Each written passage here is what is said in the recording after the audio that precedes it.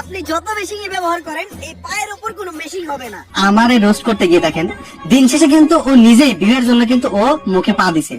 অন্য অঙ্গভঙ্গির মাধ্যমে বোঝাতে পারতো কিন্তু না করে ও কিন্তু পা দিয়ে ফেসিয়াল করছে। তাহলে আমার ওর মধ্যে পার্থক্য হলো কি? সবার কাছে মাপ চাইতেছি। আজকে প্রথম রোজা, এই প্রথম রোজাটা আমি রাখতে পারতেছি না, আর এই কষ্টটা শুধু মেয়েরাই বুঝবে। গাইস, রমজান মাসে এই জাতির প্রিয় ডাপা একটা ভিডিও করাতে যারা তাকে নিয়ে সমালোচনা করতেছে, রোস্ট করতেছে, এইবার তাদেরকে কঠিন হুঁশিয়ারি বার্তা দিল। এমনকি মেয়েরা 30টা রোজা থাকতে পারে না কেন এই বিষয়টি উল্লেখ করার কারণে বাংলাদেশের 90% লোকই তাকে সিসি করতেছে। তো সবকিছু এই ভিডিওতে আপনাদের মাঝে তুলে ধরা হবে। তাছাড়া অন্যদিকে ওমর এমনকি মিরাজ আফ্রিদির মধ্যে লেগে গিয়েছে একটা কন্ট্রোভার্সি। এইবার ওমর তার ফানি ভিডিওতে মিরাজ আফ্রিদিকে রোস্ট করার কারণে মিরাজ আফ্রিদি ওমরকে নিয়ে আবার কি বললো তাও আপনাদের মাঝে দেখাবো। তাছাড়াও রমজানের রাতারাতি ভাইরাল ভিডিওগুলো আপনাদের মাঝে দেখাতে চলেছি, তাই সবাই ভিডিওটি শেষ পর্যন্ত দেখতে থাকুন। শুরুতেই কথা বলা যাক বর্তমান সময় জাতির প্রিয় ডাফা ওরফে জেরিন তালুকদার ভাইরাল হওয়ার জন্য কান্নাকাটি করে রমজান মাসে মেয়েরা কেন 30টা রোজা রাখতে পারে না এই বিষয়টি সবার সামনে বলে দেওয়ার কারণে বর্তমান ব্যাপক সমালোচনায় চলছে এই জেরিন তালুকদার।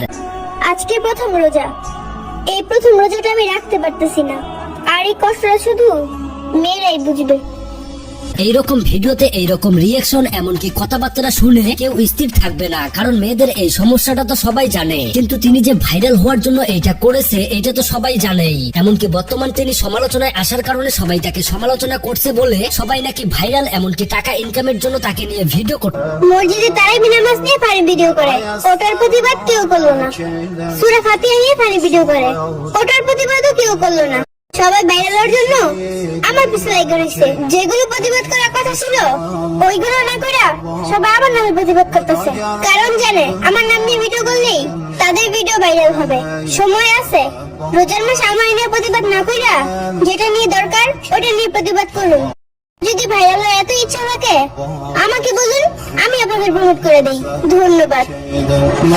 আসলে আপা কথা হলো মানুষ খারাপ জিনিস এমনকি ভুল জিনিস নিয়েই তো কথা বলবে, যাতে মানুষ এইটা থেকে শিক্ষা পেয়ে দ্বিতীয়বার যেন আর এই ভুলটা করে না। কিন্তু আপনি তো আপনার নিজের ভুলটাই স্বীকার করতেছেন না, যার কারণে দিন দিন আরো সমালোচনায় পড়তেছেন। তাছাড়াও এই রমজান মাসে আপনি একবার গান বাজনা করতেছেন, একবার ইসলামিক ভিডিও করতেছেন। আমার লাগে তোমার বাড়ি ইফতারি বানাইও।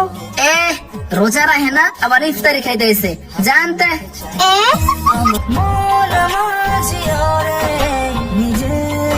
মানে বিষয়টা কেমন দেখা যাচ্ছে না? তাছাড়া বন্ধুরা অন্যদিকে আবার এই ভিডিওটি দেখুন। আজকে 3টা রোজা, কিন্তু আমি এই 3টা রোজার একটা রোজাও রাখতে পারি নাই। এই কষ্টটা শুধু একটা মেয়েই বুঝতে পারবো। তোরে ঝাড়ু দিয়ে যেমন ঝাড়ু, তোর কি লজ্জা শরম বলতে কিচ্ছু নাই? এই কথা আবার আইসা অনলাইনে কস। শোন, মানুষ এখন সবই বুঝে, তোমার আইসা অনলাইনে বলার দরকার নাই। মানে মেয়েদের যে এই বিষয়টা এটা তো পুরো পৃথিবীর লোকই জানে, কিন্তু এই জিনিসটা বর্তমান ট্রেন্ডিং বিদায় তারা ভিউজ পাওয়ার আশায় এইটাকে আবার অন্যভাবে তুলে ধরতেছে। তো যাই হোক, অন্যদিকে আবার এই ভাইটি মেয়েদেরকে নিয়ে এই বিষয়টি নিয়ে কি প্রতিবাদ করেছে সেই ভিডিওটি দেখুন। যে মেয়েরা অসুস্থতার কারণে রোজা রাখতে পারে নাই, আল্লাহ তাদের রোজার নেকি দান করুক। আর যে মেয়েরা তার রোজা রাখতে না পারার কষ্ট টিকটকে এসে বলতেছে, আল্লাহ তাদের সুস্থ জ্ঞান দান করুক।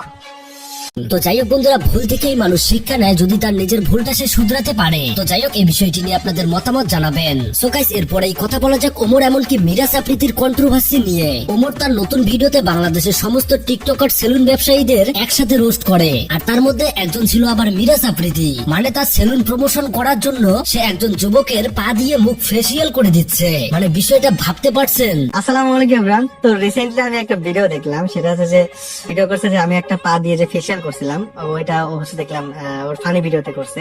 তো আমাকে বললো ভাইয়া আপনি তো অনেক কিছু পারেন, আপনি যদি আজকে আমাকে পা দিয়ে ফেসিয়াল করে দিতেন তাহলে কেমন হয়? তাই বললাম যে না, এটা করা ঠিক হবে না। সমস্যা নেই, আপনি তো পা দিয়ে সব কাজই করেন। তার কারণে আর কি মূলত পা দিয়ে ফেসিয়ালটা করা, এত সিরিয়াসলি সবাই নিয়ে নেবে এটা আমার আসলে ধারণা ছিল না, যার কারণে আমি ক্ষমা চেয়ে নিয়েছি সবার কাছে। আসলে এটা আমার করা ঠিক হয়নি, কিন্তু যে কাজটা করছে সেটা হচ্ছে যে ও আমারে রোস্ট করতে গিয়ে দেখেন দিন শেষে কিন্তু ও নিজেই বিয়ের জন্য কিন্তু ও মুখে পা দিছে। অন্য অঙ্গভঙ্গির মাধ্যমে বোঝাতে পারতো কিন্তু না করে ও কিন্তু পা দিয়ে ফেসিয়াল করছে। আমি না হয় বুঝতে পারি না, সেই কারণে মুখে পা লাগিয়ে ফেসিয়ালটা করছিলাম, এটাতে ওনারা মত ছিল। কিন্তু ও জেনে শুনে কিন্তু মুখে পা লাগিয়ে ফেসিয়াল করছে, এটা কিন্তু ভিডিও করছে। দিন শেষে কিন্তু ও ভিডিও করছে, দিন শেষে কিন্তু ভিডিও থেকে ও ইনকাম করছে। তাহলে আমার ওর মধ্যে পার্থক্য রইলো কি? ও জেনে শুনে করছে আর আমি না জেনে করছি। এরকম ভিডিও দেখলে যে কেউ রেগে যাবে, আর সে বলতেছে তার হাত নাই দেখে সে পা দিয়ে করছে। ভাই পা তো পাই হয়, আর ওমর রোস্ট করেছে বিদায় আপনি আপনার ভুলটা বুঝতে পেরেছেন। যদি ওমর আপনার মতো করে ভিডিও না করে সবাইকে দেখাতো তাহলে তো কেউ বুঝতোই না যে আপনি এইরকম একটা ভিডিও বানিয়েছেন। অতএব